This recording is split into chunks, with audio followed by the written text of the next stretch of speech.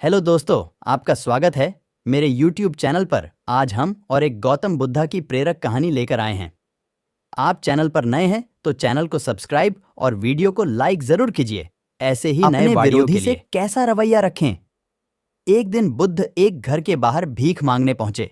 जैसे ही उसने दरवाजा खटखटाया, किसी महिला ने आकर खोला और बुद्ध को देखकर बोलने लगी, यह क्या? यह भिखारी सुबह कहां से आया? इतना बोलकर तुरंत दरवाजा बंद कर दिया। और उस महिला का एक पड़ोसी दूर से इस तमाशे को देख रहा था। वह भी बुद्ध का विरोधी था। स्वाभाविक रूप से उसे यह देखकर कुछ ज्यादा ही मजा आता था, इसलिए उसने भी बोला, बहुत बढ़िया। अगले दिन बुद्ध ने फिर उसी दरवाजे पर दस्तक दी। इस बार बुद्ध को देखकर महिला फिर से गुस्सा हो गई और बुद्ध पर कचरा फेंक दिया। और उस महिला का वही पड़ोसी आज भी तमाशा देख रहा था। स्वाभाविक रूप से बुद्ध का ऐसा अपमान देखकर वह बहुत प्रसन्न हुआ। इतना ही नहीं, बुद्ध की हालत देखकर वह जोर जोर से हंसने लगा।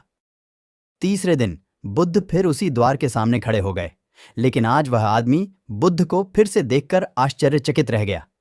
इससे पहले कि बुद्ध दरवाजा खटखटाए, उन्होंने बुद्ध को रोका और कहा, मैं एक ब्राह्मण हूं और मुझे हिंदू धर्मग्रंथों के खिलाफ आपका बोलना बिल्कुल भी पसंद नहीं है। इसलिए मैं आपका कट्टर विरोधी हूं।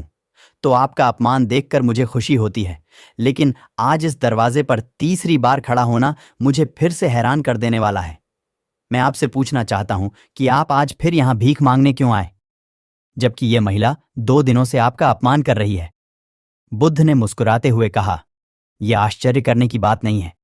आप चकित हैं क्योंकि आपको मानव मनोविज्ञान का कोई अनुभव नहीं है।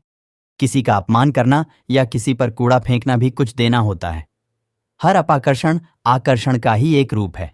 कल अगर किसी इंसान कचरा दिया होगा तो एक दिन वह खाना भी देगा। हालांकि वह व्यक्ति बुद्ध की इस बात से संतुष्ट नहीं था, फिर भी उसने मौन रहना जरूरी समझा। शायद वह यह सोच रहा होगा कि दरवाजा खटखटाओ, फिर देखते हैं। बुद्ध ने फिर से दरवाजा खटखटाया। संयोग से उसी स्त्री ने आज फिर दरवाजा खोला और आज तो बुद्ध के सामने उसका क्रोध 7वें आसमान पर पहुंच गया और सही में उसे मारने के लिए हाथ में झाड़ू ले लिया। उन्होंने झाड़ू उठाया तो जरूर, लेकिन बुद्ध के शांत चेहरे पर रही मुस्कान देखकर दूरी बनाए रखी। वह चाहकर भी बुद्ध पर वार नहीं कर सकी। वह बुद्ध के चेहरे पर रही शुद्ध मुस्कान से इतनी प्रभावित हो गई कि उसने झाड़ू फेंक दी और तुरंत अंदर भाग गई और बुद्ध को देने के लिए रोटी ले आई। बुद्ध ने उस महिला को ऐसे धन्यवाद दिया कि वह महिला बुद्ध के चरणों में गिर गई और माफी मांगने के साथ रो पड़ी।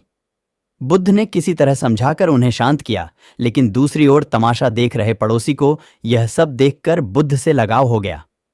वह भी दौड़ता हुआ आया और बुद्ध के चरणों में गिर पड़ा और उनसे दीक्षा की मांग करने लगा।